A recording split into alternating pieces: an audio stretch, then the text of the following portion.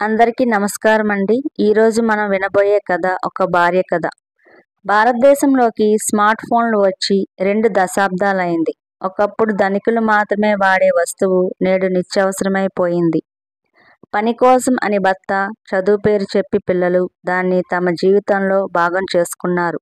ఇంటిల్లిపాది విరివిగా వాడే ఈ స్మార్ట్ ఫోన్ను తను వాడాలని ఆశపడింది. కానీ పాత డబ్బా ఫోను తను విడడం లేదు, కొత్త ఫోన్ చేతికి రానూ లేదు. ఎట్టకేలకు ఈ మధ్య మార్కెట్లోకి కొత్త మోడల్ ఫోను రావడం, యాదృచ్ఛికంగా అదే సమయానికి భర్త ఫోన్ సరిగ్గా పనిచేయలేకపోవడంతో ఆయనకు కొత్త ఫోన్, లతకు శ్రీవారి పాత ఫోన్ దక్కాయి.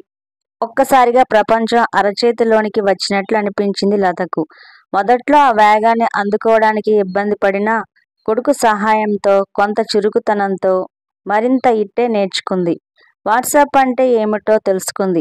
పాత స్నేహితుల ఫోన్ నంబర్లను వెతికి పట్టుకుని 25 ఏళ్ల క్రితం తనతో పాటు 10వ తరగతి చదివిన వాళ్ళందరూ ఒక వాట్సాప్ గ్రూపులో ఉన్నారని, అప్పుడప్పుడు కలుస్తుంటారని తెలిసి చిన్నపిల్లలా ఆనందపడింది. కాలం గిర్రున తిరుగుతుంది. లత చేతికి స్మార్ట్ ఫోన్ వచ్చి అప్పుడే సంవత్సరం దాటింది. తన భావి మాత్రమే ప్రపంచం అన్న భ్రమలో బ్రతికిన కప్పకు ప్రపంచం అనే సంద్రం గురించి కొద్ది కొద్దిగా తెలుస్తుంది. 10వ తరగతి స్నేహితుల గ్రూప్లో గుడ్ మార్నింగ్ మెసేజ్లు, ఆ రోజు చేసుకున్న వంటలు, పిల్లల పుట్టినరోజు నాడు ఫోటోలు పంచుకొని మురిసిపోవడం అలవాటైపోయింది. వసంత, రాజీ, భాను, చైతన్య ఇలా తన పాత మిత్రులలో కొందరు తనలాగే గృహిణులైతే మరికొందరేమో పెద్ద పెద్ద ఉద్యోగాలు చేస్తూ ఉన్నతంగా స్థిరపడ్డారు. అప్పుడప్పుడు ఈర్ష్యపడినా వాళ్ళని చూస్తే ఎందుకో చాలా గర్వంగా అనిపించింది లతకు. చిన్నప్పుడు తనతో టిఫిన్ డబ్బాలు, చాక్లెట్ ముక్కలు పంచుకున్న చీమిడి ముక్కుల స్నేహితులు ఈరోజు గొప్ప గొప్ప స్థానాల్లో ఉన్నారంటే నమ్మాలనిపించదు. ఒక్కోసారి నవ్వొస్తుంది కూడా. వారిలాగే తను కూడా చదువును కొనసాగించి ఉంటే బాగుండేది కదా అని అనుకోని రోజు లేదు. ఏదైతేనేం నేను సాధించలేనిది వీళ్ళు సాధించారు అని గర్వపడేది. నా 10వ తరగతి ఫ్రెండ్స్ ఉంది కదరా, అదే వసంత ఆంటీ, తను ఈ మధ్య డ్రైవింగ్ కూడా నేర్చుకుంది తెలుసా అని కొడుకుతో గర్వంగా చెప్పేది. ఇలా రోజులు గడుస్తూ ఉండగా ఒకరోజు వాట్సాప్లో టింగ్ మనీ మెసేజ్, ఈ నెలాఖరున మనమంతా ఒక ట్రిప్కి వెళితే ఎలా ఉంటుందో అంటూ వసంత, మనమంతా కలిసి చాలా సంవత్సరాలు అయిపోయింది, ఈ సాకుతో కలిసినట్లు కూడా ఉంటుంది, మిమ్మల్ని చూడాలని, స్కూల్ బెంచీల మీద నవ్వినట్లు మళ్ళీ హాయిగా నవ్వుకోవాలని ఎంతో ఇదిగా ఉంది అని భాను, సంవత్సరాలు కాదే దశాబ్దాలను అంటూ వెంటనే ఇంకో మెసేజ్, అవునే నేను కూడా ఇదే అనుకుంటున్నా, ఇదిగో నువ్విలా చెప్పేశావు, నాకు కూడా ఇంట్లో ఉండి ఉండి బోర్ కొడుతుంది, ట్రిప్కైతే నేను రెడీ, ఎప్పుడు ఎక్కడ ఎలా అనేది మీ ఇష్టం. ఎమోజీలతో తన ఎక్సైట్మెంట్ను వ్యక్తపరిచే ప్రయత్నం చేస్తుంది మరో స్నేహితురాలు. కొద్దిసేపట్లోనే గ్రూప్ అంతా ఏం చేయాలి, ఎప్పుడు వెళ్ళాలి అనే ప్రణాళికలతో నిండిపోయింది. కొందరు నాకు కుదరదు అంటుంటే మరికొందరు అమ్మో ట్రిప్పా అని భయపడ్డారు. కానీ అందరి మనసులో ఆసక్తి, ఆతృత. అప్పుడే వంట ముగించుకుని వచ్చిన లత ఈ మెసేజ్లన్నీ చూసి ముందు భయపడింది.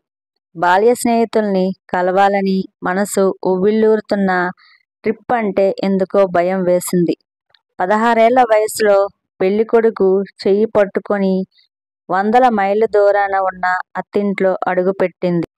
ఆ తర్వాత బంధువుల ఇళ్ళకని, గుళ్ళకని, పెళ్ళిళ్ళని కుటుంబ సమేతంగా వెళ్ళడం తప్ప ప్రత్యేకంగా ట్రిప్పుకంటూ ఎప్పుడూ వెళ్ళలేదు. తనుండే చిన్న పల్లెటూరులో కుటుంబం అంతా కలిసి ట్రిప్పుకెళ్ళడం, కొత్త జంట హనీమూన్కి వెళ్ళడం లాంటి అలవాట్లు తనకి తెలిసినంత వరకు ఎవరికీ లేవు. దానికి తోడు మామగారికి అప్పుడెప్పుడో ఎవరో స్వామీజీ చెప్పారట, తిరుపతికి వెళ్తే నీ కొడుక్కి మంచిది కాదు అని. దాంతో మిగతా కుటుంబాల ఏడాదికోసారైనా తిరుపతికి వెళ్లే భాగ్యమూ లేకుండా పోయింది. చిన్నప్పుడు అంతా పెళ్ళయ్యాక నీ మొగుడితో ఎక్కడికైనా వెళ్ళవే అనేవారు. ఇంట్లో ఎక్కడికైనా అంటే గుళ్ళకి, పెళ్ళిళ్ళకి, మహా అయితే పట్నంలోని హాస్పిటల్కని. అప్పుడు అర్థం కాలేదు తనకి. పెళ్ళైన ఏడాదికే పిల్లలు, వారి ఆలనా పాలన, చదువులు, ఇంటి పని, వంట పని, పాడి లేకపోయినా ఇంట్లో ఆవును పెంచుకుంటే మంచిదని ఎవరో చెప్తే మామగారు ఇంట్లో తెచ్చిపెట్టిన ఆవు సంరక్షణ మొత్తం చూసుకోవడం, ఇన్ని ఊపిరి సలపని పనుల మధ్య సమయం ఎలా గడిచిపోయిందో తనకే తెలియలేదు. 25 ఏళ్ల వైవాహిక జీవితంలో కేవలం తను, తన భర్త కలిసి ఎక్కడికి వెళ్ళింది లేదు అని ఆ రోజు గుర్తొచ్చింది తనకు. ఇక ఒంటరిగా వెళ్ళడం అంటే అమ్మో కలలో కూడా జరగదు. జరగనివ్వరు. 2 రోజుల తర్వాత మళ్ళీ గ్రూపులో మెసేజ్. ఈసారి రాజీ నుంచి. మనమంతా ఎక్కడికి వెళ్తే బాగుంటుంది అని నేను వసంత కలిసి చాలా ఆలోచించాం. చివరికి 2 ప్లేసులు మీ ముందు పెడుతున్నాం. ఎక్కువ మంది ఏది ఎంచుకుంటే అదే మన డెస్టినేషన్. ఎవరైనా రాలేదో మీకున్న కాస్త జుట్టు కూడా తెల్లగా అయిపోతుంది. ఇదే నా శాపం. మెసేజ్లోనే రాజీ. ఆనందమో ఆతృత కళ్ళకు కట్టినట్లు తెలుస్తుంది. 40 ఏళ్ళు వచ్చిన గడుసుదనం మాత్రం తగ్గలేదు ఆ రాజీకి అనుకుని చిన్నగా నవ్వుకుంది లత.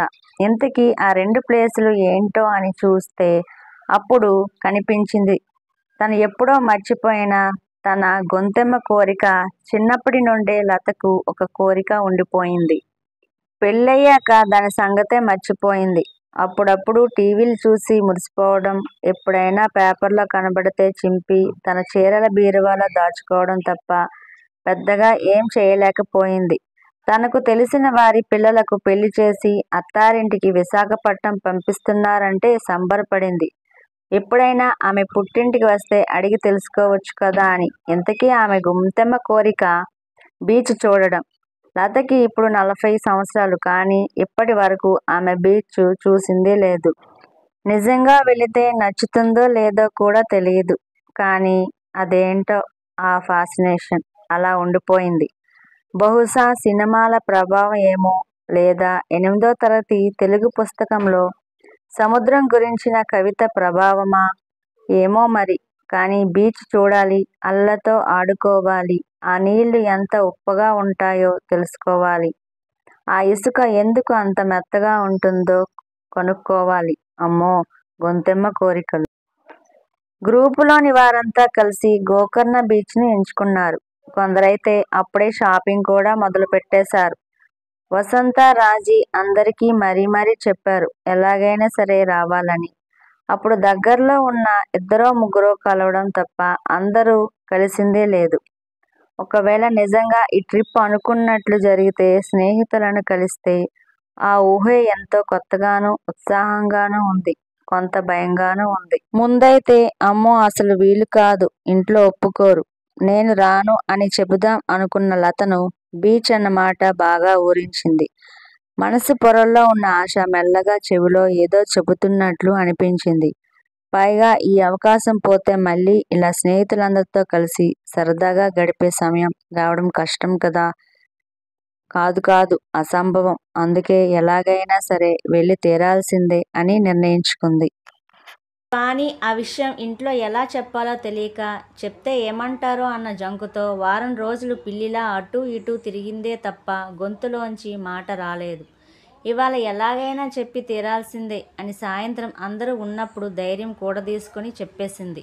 ససేమిరా కుదరని చెప్పేశారు ఇంట్లో వాళ్ళంతా. చివరికి 9వ తరగతి చదువుకుంటున్న చిన్న కొడుకుతో సహా. ఏంటిది కొత్తగా? అయినా ఆ దిక్కుమాలిన ఫోన్ నీకు ఇచ్చి ఉండాల్సింది కాదు. ఇప్పుడు చూడు, ఎవరో ఫ్రెండ్స్ ఊరు తిరుగుతున్నారని అంటే నువ్వు తిరుగుతావు అంటున్నావు. ఈ కథ యొక్క ముగింపు రేపు పెడతానండి, తప్పకుండా చూడండి. Thanks for watching. Please like, share and subscribe. Thank you.